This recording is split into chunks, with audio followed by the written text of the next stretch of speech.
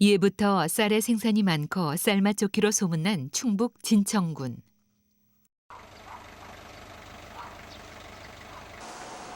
이곳에서 3대째 양조장 가업을 이어오고 있는 이규행 씨. 할아버지 때부터 사용해온 사무실엔 80년이 넘는 세월 동안 묵묵히 전통술을 빚어온 양조장의 역사가 고스란히 담겨 있다. 막걸리를 만드는데 가장 중요한 것은 쌀. 쌀의 품질과 상태에 따라 술맛이 결정되는데 도정된 지 열흘 이내에 우리 쌀로 빚어야만 제맛이 난다. 통쌀을 쓰게 되면은 시간이 더 지체가 되기 때문에 막걸리의 그 탄산이라든지 그런 것이 덜 나오게 됩니다. 그래서 반토막쌀, 쇠미 그걸 쓰게 됩니다. 또 하나 중요한 것은 바로 물. 잡균이 없는 깨끗한 물이라야 제대로 된 술맛을 낼 수 있다. 이 물은 지하 150m 안반에서 뿜어 올리는 그 자연수죠. 그런데 이제 술을 만드는 데는 물이 상당히 중요한 역할을 차지하고 있는데 아주 그 수질검사 48개 항목 이상의 합격이 된 그런 물을 가장 쓰고 그렇습니다. 진천군 덕산면에 자리 잡은 세왕주조는 1930년 백두산 지역에서 자생하는 삼나무와 전나무를 이용해 지어졌다. 이 건물은 폭염이 내리쬐는 한여름에도 술을 빚기에 알맞은 온도와 습도를 유지할 수 있는 등 옛 술도가의 원형이 잘 보존돼 있어 2003년 문화재청으로부터 근대문화유산 58호로 지정됐다. 80년 넘게 전통주의 맥이 이어져 올 수 있었던 것도 이런 노력과 정성이 있어 가능했던 게 아닐까. 오랜 시간 많은 사람들의 사랑을 받아온 막걸리. 막걸리는 언제 어디서 생겨난 것일까? 아득히 먼 옛날부터 우리 조상들은 가을이면 먹을 양식을 거두게 해준 하늘에 제사를 드린 후 술을 마시고 풍류를 즐겼다. 술의 역사를 한 곳에 모아놓은 안성술박물관. 이곳에 가면 우리 전통술에 대한 역사와 정보를 한눈에 알 수 있는데 아쉽게도 삼국시대 이전에 술 빚는 방법이나 종류에 대한 기록은 전해지지 않고 있다. 하지만 많은 사람들이 추측컨대 우리나라 최초의 술은 추수한 곡식으로 빚은 곡주, 즉 막걸리 형태였을 거라는 의견이다. 그러니까 이 술의 어떤 기초가 이제 막걸리인데, 근데 전국 팔도로 다니면서 막걸리를 보면서 보면 다 틀려요. 지방마다 특색이도 다 틀리고. 그러니까 우회 쪽으로는 우회 춘 지방은 소주가 발달됐지만 우리나라 아래쪽은 호남 쪽은 막걸리가 발달됐어요.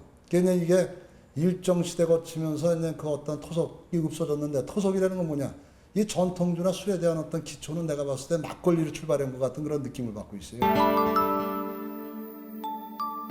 고사서bio, 산림경제 등 현존하는 문헌에 등장하는 술 이름만 해도 700여 개가 넘고 곡주에 대한 여러 얘기도 나오지만 정작 막걸리라는 이름은 어디서도 찾아볼 수 없는데 막걸리라고 하는 주품명이 없기 때문이죠.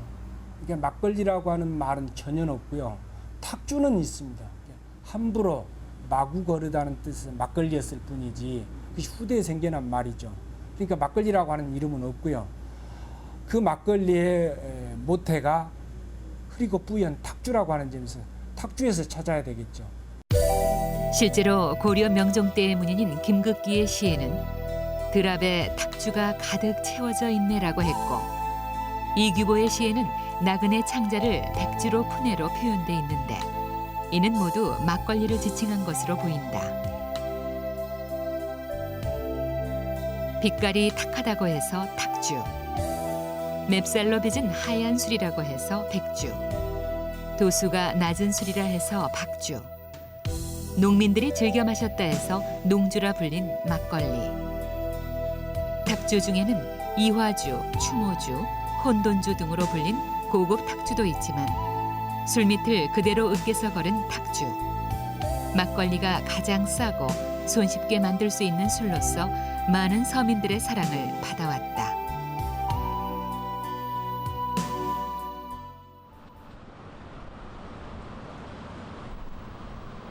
현재 전국에는 960여 개의 막걸리 술도가가 있다.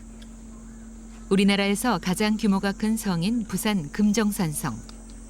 조선 숙종 시절 성을 쌓을 당시 전국에서 징발돼 온 인부들의 피로와 허기를 달래준 것은 다름 아닌 막걸리였다. 이로부터 수백 년의 역사를 자랑하는 산성 막걸리는 금정산에서 흘러오는 맑은 물과 전통 누룩으로 담근 걸로 유명하다. 술의 맛과 농도를 결정하는 누룩.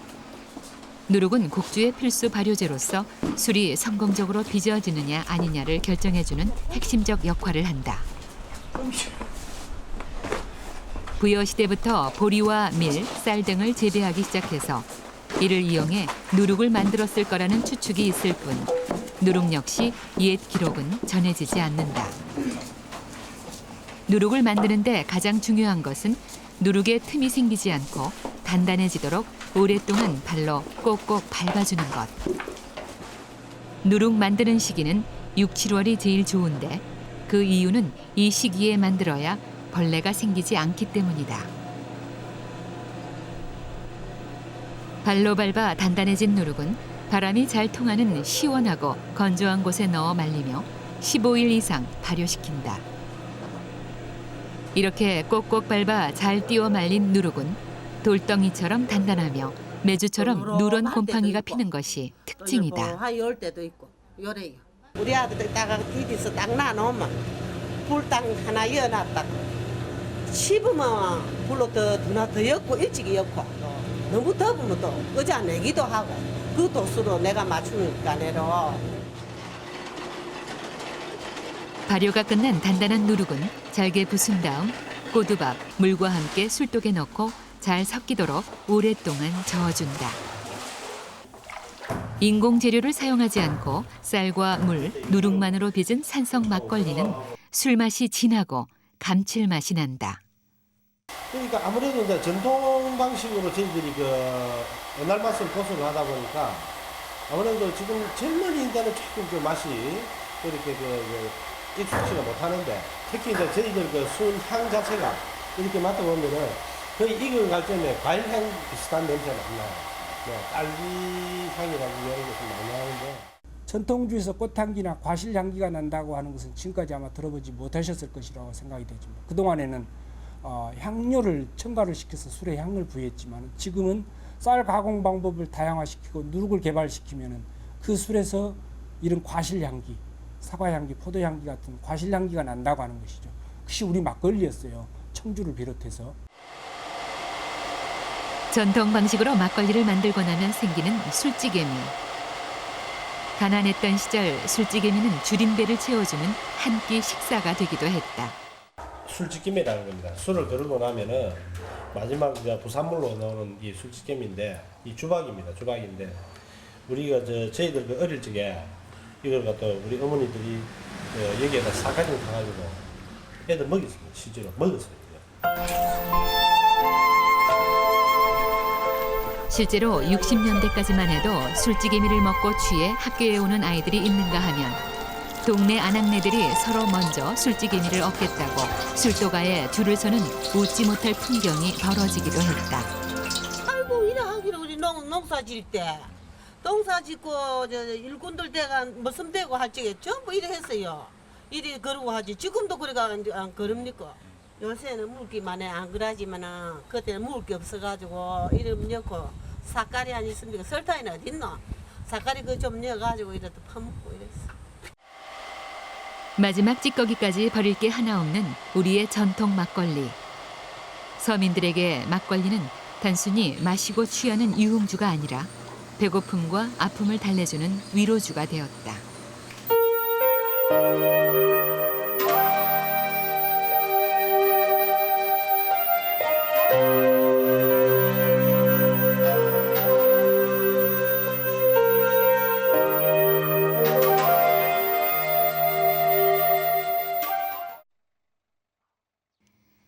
최근엔 전통 방식 그대로 술을 빚는 곳을 찾아보기 힘든 것이 현실.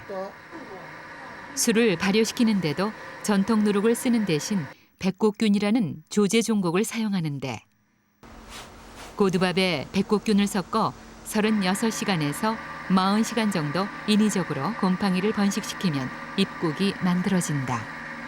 백국균이라면은 그 이제 약주를 빚을 때 주로 쓰는 균이고요. 옛날에는 이제 흑국을 많이 썼습니다.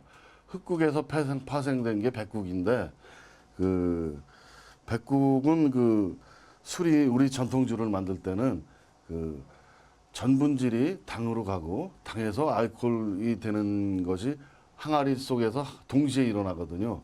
그래서 전분이 당으로 가는 거는 누르기 역할을 하고, 또 당에서 알코올화되는 거는 이 백국균 자체가 역할을 합니다.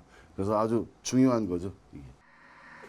카스테라 상으로다가 입국 제조 과정에서 온도와 습도를 잘 맞춰주면 신맛이 강하고 약간 쓴맛이 나는 카스테라 상태가 되는데, 이렇게 만들어진 입국은 잡균의 오염을 방지하고 막걸리에서 고유의 향기가 나도록 도와준다. 이건 누룩의 계량 누룩이라고 볼 수 있는데, 누룩은 그 술이 빚어질 때, 만들어질 때 전분질을 당으로 가게 하는 역할을 하는 겁니다, 이것이. 근데 이제 요 계량 누룩이 일반 전통 누룩보다는 그 당으로 가게 하는 역할이 한 3배에서 4배 정도 더 빨리 진행이 되게 그렇게 해준 겁니다. 발효된 입국에 물을 넣고 잘 저어주면 효모를 확대 배양한 주모, 즉 밑술이 된다. 이 밑술을 입국, 물과 함께 항아리에 넣는 것을 일단 담금이라고 하는데, 이를 시작으로 항아리 안에서 술이 익어가기 시작한다. 매일같이 하루에 한두 번씩 저어주고 30도 미만으로 온도를 맞춰줘야 발효가 잘 진행되는데, 이때 술 담는 그릇이 중요하다. 술독의 재료와 상태에 따라 술의 발효 정도가 결정되고 발효 정도가 술 맛을 결정하기 때문. 이 항아리는 이제 조부께서 그 공장을 창업하시고 1935년도에 만들어진 항아리인데, 이 덕산면 용목리에서 만들어진 항아리예요. 그런데 이제 이 항아리를 보면은 이 두께가 상당히 얇죠. 그래서 이제 항아리에 술을 담그면은 좋다, 숨을 쉬어서 좋다 그랬는데, 항아리마다 만들어진 그 항아리의 두께와 어떤 그 흙의 특성에 따라서 그 약간씩의 차이가 있습니다. 이런 항아리에서 10사흘 정도 술을 익히면 마침내 질 좋은 생막걸리가 완성된다. 이곳에서는 생막걸리라 불리는 탁주만 생산되고 있는데, 시중에는 현재 유효기간이 열흘 이내인 생막걸리와 살균 처리로 저장기간을 늘린 살균 막걸리가 함께 나오고 있다.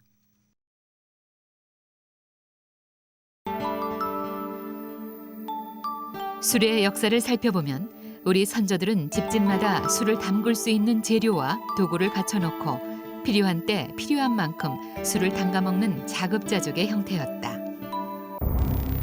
하지만 일제의 한일합병 공작이 노골화되기 시작하던 1909년, 조세법이 시행되면서 우리나라 술 문화에도 많은 변화가 생기게 된다. 관에서 허가를 받은 사람만이 술을 빚어 판매할 수 있게 되자 벌금을 내지 않기 위해 너도나도 허가를 신청.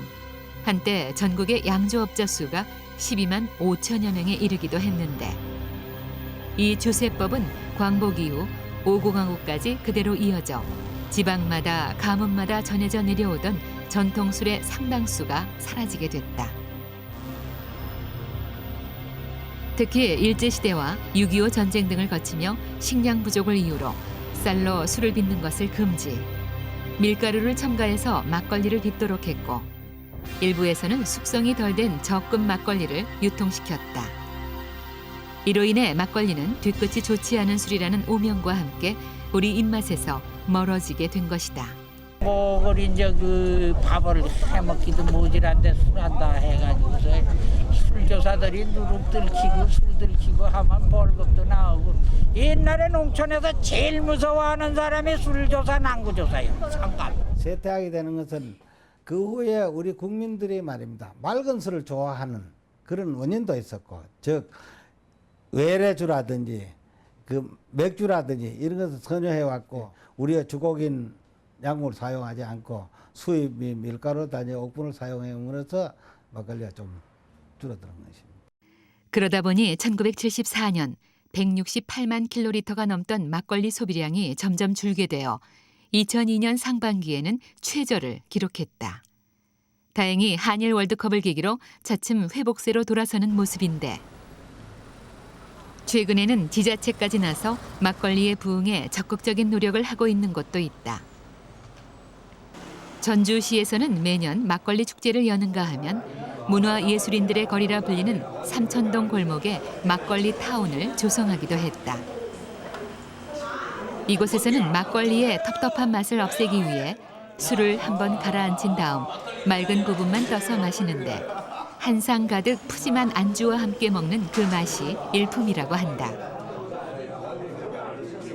뭐 소주, 맥주, 양주보다도 이게 서민적인 술이기 때문에 오늘 막걸리 전문점에 와가지고 판매하고 있습니다. 네, 황금색 대변이 나옵니다. 진짜. 머리 안 아프고 화장실 설사 안 합니다. 이게 뭐냐면 유하고 장에 좋은 것 같아요. 그래서 막걸리 먹습니다. 실제로 막걸리는 알코올 농도가 낮아 몸에 부담이 적은 것으로 알려졌는데 이러한 사실은 연구 결과로도 밝혀졌다. 1970년 고려대학교 부설 한국영양문제연구소에서 발표한 논문에 따르면 막걸리는 쌀의 단백질 등 영양분이 그대로 살아있어 간 기능을 조화시킨다고 한다. 일반적으로 알기에는 술은 먹으면은 간에 치명타를 주는 것이다. 이렇게 돼 있는데 다른 술하고 달리 막걸리는 간 기능을 좋아한다고 하는 것이 나타났거든요. 그런 면으로 보더라도 막걸리는 가히 건강식품이라고 말할 수가 있죠. 또한 최근에는 부산 신라대학교 식품영양학과 연구팀이 전통 막걸리가 효모로 발효시킨 자연식품이라는 데 주목, 유산균이 살아있는 막걸리 농축액을 암세포에 투여한 결과 암 예방에 효과가 있다는 사실을 밝혀냈다. 막걸리 농축액이 간암 세포주의 증식을 억제하는 데 효과가 있는 것으로 나타난 것이다. 형태적인 변형을 하게 됩니다. 막걸리는요, 우리 발효식품으로서 저희들도 실험을 해보니까 암 예방 지수로 지금 주로 연구를 하고 있는 QR 인덱스라고 그 지수가 굉장히 높아집니다. 보통 한 2.5 정도 되면 암 예방 효과가 있는 식품이라고 이야기를 할 수 있는데요. 이 막걸리 농축액을 가지고 그 암 예방 지수를 측정해 보니까 3.9라는 아주 높은 그런 지수가 나왔습니다. 특히 막걸리 농축액을 실험용 흰쥐액에 투여해 비교 실험한 결과 살균 막걸리보다 효모가 살아있는 살균하지 않은 생막걸리의 효과가 더 우수한 것을 알 수 있었다고 한다. 혈액 중에 콜레스테롤이나 중성지질 또는 LDL 콜레스테롤이라는 성인병을 초래할 수 있는 이러한 지방질 함량이 저하가 되었고요. 또 반면에 HDL 콜레스테롤이라는 인체 유익한 그런 콜레스테롤은 증가하였습니다.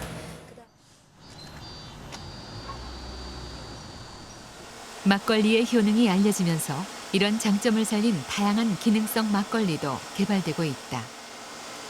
지역 특산물인 흑미를 이용 새로운 건강 막걸리 개발에 나섰는데 검정쌀이 검은색 식품이 몸에 좋다는 거는 이제 기본적으로 알고 있는 상식이잖아요.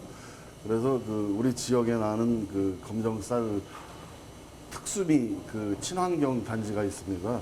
거기에서 그 검정쌀을 재배를 하길래 농민들하고 같이 상생하기 위해서 좀 갖다가 좀 개발을 해본 겁니다.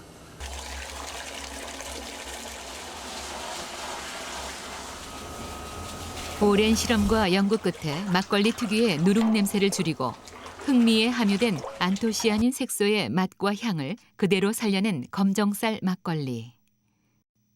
그리고 세계의 유명 와인 못지않은 검정쌀 와인을 개발, 시장 공략에 나섰다. 이 밖에도 인삼, 더덕, 복분자 등 지역 특산물을 이용한 기능성 막걸리가 속속 개발돼 현대인의 입맛에 맞는 웰빙 건강식품으로 자리 잡고 있다.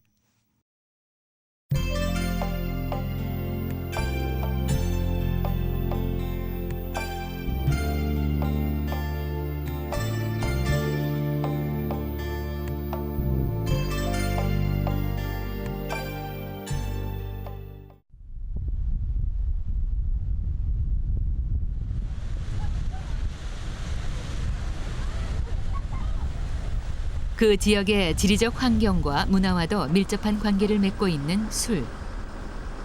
우리 선조들은 지방마다 술 빚는 재료와 방법을 달리하며 지역 특유의 전통주를 발전시켜 왔다. 바람과 돌로 유명한 제주도. 예부터 섬지방인 탓에 쌀이 귀하다 보니 쌀 대신 잡곡으로 막걸리를 담가왔다. 모든 막걸리가 다 쌀로 빚은 막걸리들이었습니다.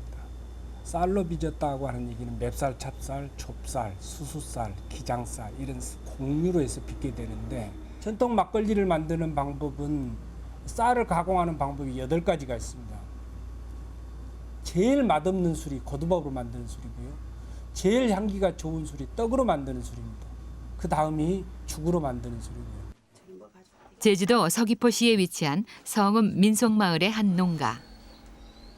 이곳에는 60여 년째 제주도 전통 방식으로 좁쌀 막걸리를 담가와 제주도 무형문화재 오매기술 기능 보유자로 지정된 김을정 할머니가 있다. 어린 시절 친정어머니로부터 술 빚는 법을 배웠다는 김할머니. 제주도 지역에서 많이 나는 차조로 오맥이라는 술떡을 만들어 술을 담고 있는데 약국에도 약사도 금방 약사에 졸업한 사람은 모르고 몇 년 동안 노하우가 있는 사람이 약을 처방한 것이 잘 뜯는다고. 그거는 마찬가지래. 노하우가 있어야 돼. 이렇게 찌근찌근 달라야 이렇게 하니까 술이 맛있어요. 이렇게 딱 달라야.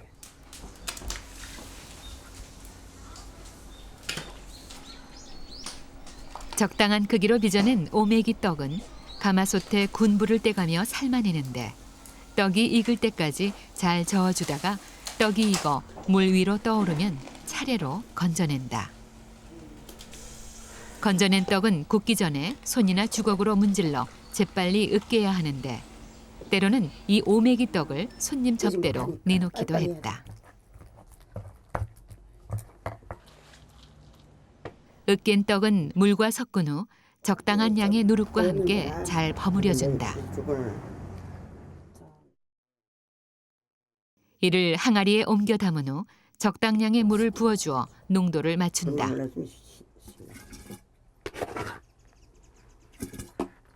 그리고 적절히 온도를 봐가며 수시로 살펴보면서 10일에서 15일 정도 발효가 잘 진행되는지 확인한다. 이렇게 잘 삭히면 마침내 노란 기름이 뜨는 오메 기술이 완성된다. 정성이죠. 최초 정성입니다. 정성. 모든 거 하나 다 정성을 들이고 그릇도 정성을 들이고 만드는 과정이나 숙성시키는 거나 항상 하루 몇 번 와봅니다. 몇 번 와가지고 져서주고 맛보고 술도 게임에 떠나질 안 하거든요. 매일 하루 몇 번. 주세법상 가정에서 빚은 술은 판매가 금지돼 있어 아무런 수익도 기대할 수 없지만 할머니에 따른 집안의 비법을 전수받아 전통주의 맥을 이어가겠다는 생각이다. 지금은 찾아볼 수 없는 풍경이 되었지만 막걸리에 얽힌 추억은 아련한 향수를 불러일으킨다. 먹을거리가 귀하던 시절 어른들 심부름으로 술도가에 가서 한 대박씩 받아오던 막걸리. 자전거를 타고 또는 먼 거리를 걸어서 집으로 돌아오다 보면 호기심 반 배고픔 반으로 주전자의 막걸리를 들이켜 어른들께 혼나곤 했던 그때 그 추억들. 아버님이 저희 어렸을 때 술을 좀 많이 시켜가지고 그러면 술좀 시키면은 이제 맛을 한번 궁금해서 뭐 어떤 맛일까 궁금해서 그냥 홀짝홀짝 먹으면 얼굴이 빨개져가지고 집에 가져가는 건 반지전밖에 안 되니까요. 아버님한테 많이 혼나죠. 뭐 너 먹었구나 그런 생각이 추억이 생각나는 것 같아요. 경기도 고양시 옛 배다리 마을. 배다리 마을에서 5대째 양조장을 해오고 있는 박건원 씨가 세운 박물관에는 술에 관련된 각종 유물과 자료가 전시돼 있다. 이곳에 가면 배다리 막걸리에 얽힌 역사와 재미난 사연을 들을 수 있는데 그중에서도 박정희 대통령과의 특별한 인연이 눈길을 끈다. 긴장되는 게 대통령이 이제 술을 잡순다 그러니까 밤에 또 누가 뭐 독국물이라도 넣어놓고 가가지고 자다가도 잠이 깨가지고 가서 또 술독을 들여다보고 뭐 이렇게 하다가 영광스러운 이제 그 이름 가지고 이제 박통이 먹던 잡순 술이다 그래가지고 이제 술이 많이 팔렸죠. 그 덕도 많이 봤어요. 그랬다고 뭐 그 큰 덕은 이제 유명세가 붙은 거죠 이제. 그런가 하면 1970년대에는 고려대학교가 일명 막걸리 대학이라 불렸다. 막걸리집이 즐비했던 당시와는 달리 지금은 주점 몇 개만이 남아있지만 아직도 신입생 환영회나 특별한 행사가 있을 때면 어김없이 막걸리 찬가가 불려지고 있다. 막걸리 마셔라 철철철 맥주는 싱거우니 신청볼로 돌려라 돌려 부어라 마셔라 막걸리 취하도록 먹고 나도 다같이 마시자 막걸리를 마셔도 고배밖에 마셔라 만두 땅 울떡 대표양도 양보 못한다.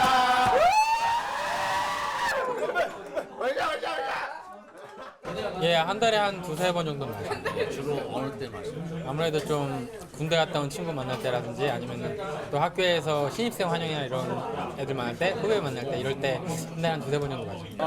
아무래도 이제 제가 고등학교 때 가졌던 생각도 그렇고 고대가 약간 토속적이라는 이미지가 있죠. 근데 직접 와서는 느낀 거지만 정말 그런 점이 있다고 생각해요. 되게 정이 많고 막걸리도 왠지 뭐랄까 정이 있는 술이잖아요.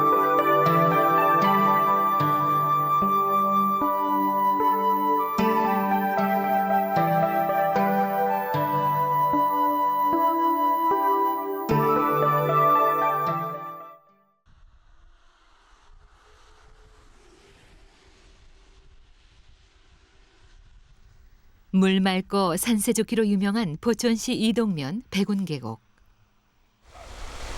이 때문에 예로부터 막걸리 제조장이 많이 들어선 백운계곡에는 길가마다 막걸리 가판대가 줄지어 있고 막걸리 인기에 따라 갈빗집도 지역 명소가 되었다. 1950년 6.25 전쟁이 일어나던 해 이곳에 터를 닦은 후 50여 년 동안 막걸리를 빚어오고 있는 이동주조. 이동 막걸리는 인근 군부대와의 인연으로 유명해지기 시작했는데 모두가 어려웠던 시절 이곳에 넉넉했던 막걸리 인심은 지금까지도 화제가 되고 있다. 군인들이 밤에 와서 막 사정을 해. 응? 좀 달라고. 근데 그때는 경제 사정도 지금 같지가 않고 정말 다 어려운 시절이니까 또 우리 하 사장님이 마음이 좋아가지고 막 퍼주고 이게 그러니까 그게 소문이 나서 이 근처 부대에서는 밤에는 정말 차가 몇 대씩 오고 막 이랬어요. 모든 공정을 수작업으로 하며 전통 방식 그대로 막걸리를 담고 있는 이동주조. 부드러우면서도 톡 쏘는 막걸리 맛이 인기의 비결이라고 하는데 50년이라는 세월의 흐름 속에서도 한결같은 맛을 유지할 수 있었던 비결은 과연 무엇일까? 냄새가 원체 산세가 좋고 물이 좋은 곳에서 피고 있기 때문에 맛이 좋은 거로 생각합니다. 첫째 물이 제일이에요. 그리고 항상 같은 맛을 내기 위해서는 술을 다 해놓은 다음에 활수라는 걸 합니다. 물을 타서 도수 마실 때 그것을 항상 조금도 변함없이 꾸준히 해나가기 때문에 맛이 일정하면서 맛이 좋아요, 저희는. 2001년 1월까지만 해도 포천에서 생산되는 막걸리는 포천 지역에서만 판매가 가능했다. 하지만 규제가 풀리고 이동 막걸리의 맛이 입에서 입으로 전해지면서 이제는 일본, 미국 등 해외 수출까지 이어지고 있는데 우리 전통의 맛으로 세계 시장에 도전한 것이다.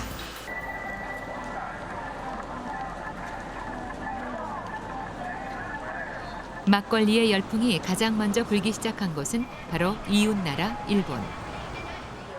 도쿄 신주쿠에 위치한 생선의 전문점은 퇴근 후 친구들과 동료들과 가볍게 한잔하려는 사람들로 북적인다. 이들이 즐겨 찾는 건 바로 막걸리. 이곳에서 막걸리는 불고기, 김치와 함께 대한민국을 대표하는 음식으로 자리 잡았다. マッコリ同じ秋田県日本でもね秋田県っていうのはね秋田県人っていうのは酒飲みなんですよ。米が美味しいんだって。そう酒も美味しい。日本のこれは濁り酒はね刺激的ですよ。ピリッとくるけどこれは非常に柔らかい感じがする。そうですね週に1回ぐらい飲みますね。こっちの方がちょっと酸味があってヨーグルトっぽくて女性は飲みやすいですよ。 특히 젊은 층에게 인기 있는 막걸리는 생선회와도 잘 어울려 매장 수입에도 큰 도움을 준다고 한다. そうですね。マッコリはうちのお酒の中でもそうですね。1番2番を争うもう売れ筋のお酒ですよ。 청주의 고장 일본에서 이렇게 막걸리 붐이 일고 있는 이유는 무엇일까? やはり若い女性の方を筆頭にですね、お肌がきれいになるってことが一つありますね。はい。それがマッコリブームに火をつけて、男性の方も相当飲まれます。ですから非常に飲みやすいのと、辛い料理にほんのり甘さがありますから、料理に合ったお酒ということで、マッコリが相当伸びてるんだと思いますね。 도쿄 아카바네에 있는 한 백화점 식품 매장. 수백여 개의 각 나라 술들이 전시 판매되고 있는 이곳에서 막걸리가 눈에 띈다. 막걸리는 특히 젊은 여성들을 중심으로 소비가 늘고 있다고 한다. 日本では今マッコリが結構売れてます。20代の若い女性にすごく人気があります。1ヶ月でいうと約90本から100本は売れてると思ってます。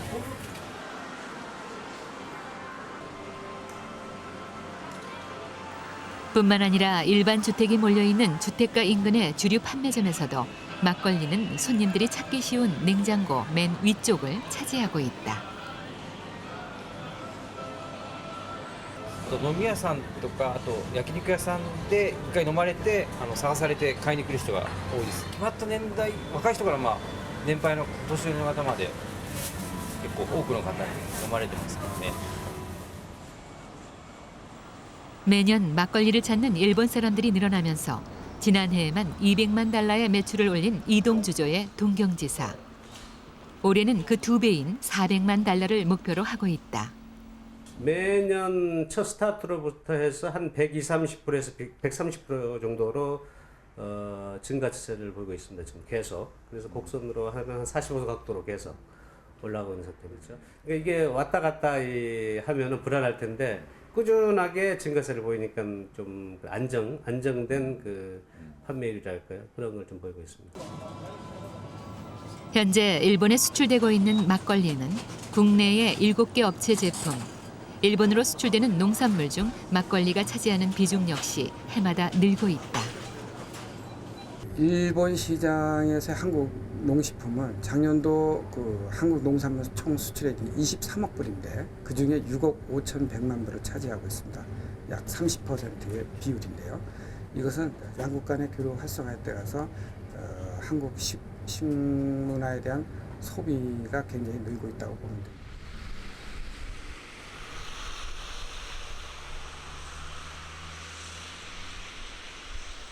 일본에는 현재 2,500여 개의 양조장이 있는데 최근에는 한국 막걸리를 상품화하는 업체들도 늘고 있다.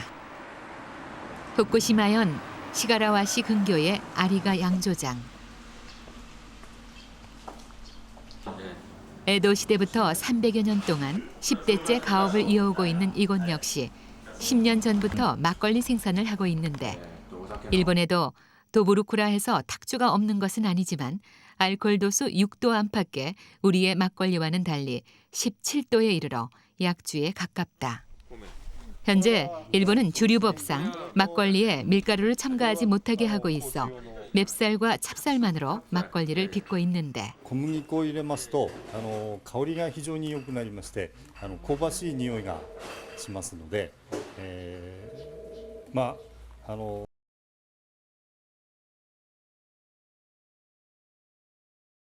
使いませんのでそのまま米で作っております. 또한 술밥에 넣는 종균도 우리는 계량 종국인 백곡균을 쓰는 반면 일본에서는 메주의 곰팡이와 같은 황곡균을 쓴다. 이렇게 담근 술은 저장 탱크에 담아 숙성시키는데 발효가 잘 진행되도록 수시로 저어주고 일정한 온도와 습도를 유지하도록 정성을 다하는 모습은 우리와 같다. 이곳에선 막걸리의 인기를 반영하듯 상표에 막걸리라는 한국어 표기를 그대로 사용하는가 하면 한국에 가서 막걸리 제조 과정을 직접 배워오기도 했다. 日本酒をそのまま薄めちゃうと薄くなってしまうんですね。そこで薄くならない方法って言いますかね。それで韓国のマッコリを参考にさせていただきました。 청주의 본향이라고 할 수 있는 아리가 양조장의 술맛은 교포 사회에도 잘 알려져 있는데 얼마 전부터 한국 막걸리 맛이 그리울 때면 이곳을 찾아오는 사람이 있다.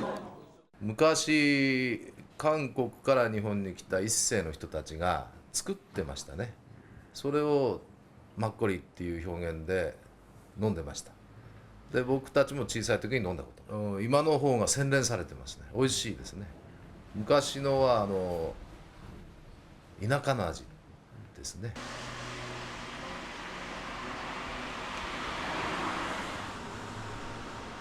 한 해 16조 원에 달하는 천문학적인 술 시장에서 맥주, 소주에 밀려 설자리를 잃어가고 있는 막걸리. 하지만 막걸리의 효능이 알려지면서 독한 소주나 위스키 대신 막걸리를 즐기는 사람들이 늘고 있다. 막걸리가요 발효식품이라서 피부에도 좋고요. 또 제가 장이 안 좋은데 다른 맥주나 이런 걸 먹으면 좀 썰썰하거든요. 근데 이런 거 먹으면 이제 괜찮은 것 같아요.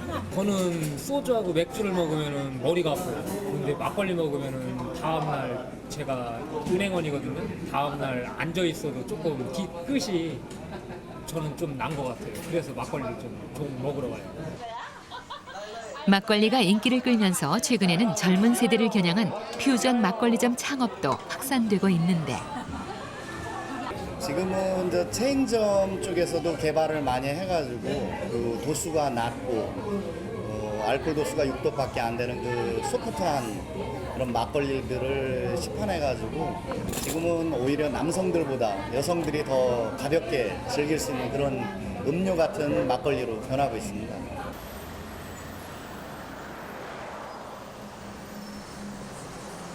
그런가 하면 우리 술의 맛과 역사를 배우기 위해 전통주 연구소를 찾는 일반 사람들 역시 꾸준히 늘고 있다. 학생부터 주부에 이르기까지 많은 사람들이 전통술에 대해 배우고 또 직접 담가도 봄으로써 잊혀져가는 우리 전통주의 명맥을 다시 이어가고 있다. 중국 친구들하고 술에 관한 얘기를 하다 보니까 그 친구들은 어떤 전통이 있고 그런 술들에 대해서 얘기를 하는데 우리는 이제 소주라든가 막걸리 이런 부분에 대한 얘기를 하니까 우리나라에서도 분명히 5,000년 역사, 5,000년이 넘는 역사인데 분명히 우리나라에도 전통주가 있을 것이다 이런 생각에서 출발하다 보니까 여기까지 오게 된 것 같습니다. 힘들어요. 너무 힘들어요. 후회가 되는데 친척들 뭐 제사상에 올릴 술은 제 손으로 빚어가지고 하고 싶어서 벽이 되는 거예요. 전통주에 대한 기술 지원과 함께 국내에서 유통되는 모든 술의 성분을 분석, 감독하는 국세청 기술연구소. 과연 막걸리 문화의 발전을 위해 지금 우리에게 필요한 것은 무엇일까? 선진국 최고 주류 산업이 발전되지 않는 나라가 없습니다. 그동안 국세청의 지속적인 품질 관리 노력으로 막걸리의 주질이 많이 개선되어 맛이 좋아지면서 젊은 층으로 소비자 저변이 점차적으로 확대되어 가고 있습니다. 막걸리가 한국 고유의 전통술로서 세계 시장에서 경쟁력을 가지려면 무엇보다 주류업체에서 끊임없는 품질 개발, 제품 개발과 품질 향상을 위한 노력이 뒤따라야 한다고 생각합니다. 또한 새로운 소비층을 개발하고 시장을 확대하기 위해서는 무엇보다 막걸리 제품의 다양화가 필요하다는 지적이다. 와인도 마찬가지지 않습니까? 고급 와인 있고 아주 저급 와인 있고 싼 경제적인 와인들이 있듯이 우리 술도 마찬가지. 막걸리도 10,000원짜리가 있을 수도 있고 1,000원짜리가 있을 수도 있는 건데 전부 1,000원짜리만 만들려고 유도하는 결과밖에 안 된다는 거죠. 그래서는 발전이 없다. 전통 누룩을 개발시키는 방향으로 가야만이 전통주가 살 수 있는 거예요. 특히 지금 이제 살아나고 있는 막걸리 제품을 더 활성화시키기 위해서는 다양한 제품의 막걸리들이 나와야 돼요. 지금은 한 가지 막걸리에다 얼음 띄어서 마시는 얼음 막걸리 뭐 이런 정도란 말이에요. 칵테일하고. 이것은 기본 기주가 똑같은 한은 발전이 안 되는 거예요. 막걸리 한 잔에 갈증과 허기를 달래며 힘든 농산일도 마다 않던 우리네 농민들이 있었다. 막걸리 한 잔에 걱정과 시름을 모두 잊고 허허 웃음 짓던 우리네 조상들이 있었다. 한 나라의 문화와 전통을 고스란히 말해준다는 술. 막걸리 한 잔에 담긴 선조들의 삶의 지혜와 넉넉했던 그 마음이야말로 무엇보다 소중히 지키고 간직해야 할 우리의 문화며 전통이 아닐까.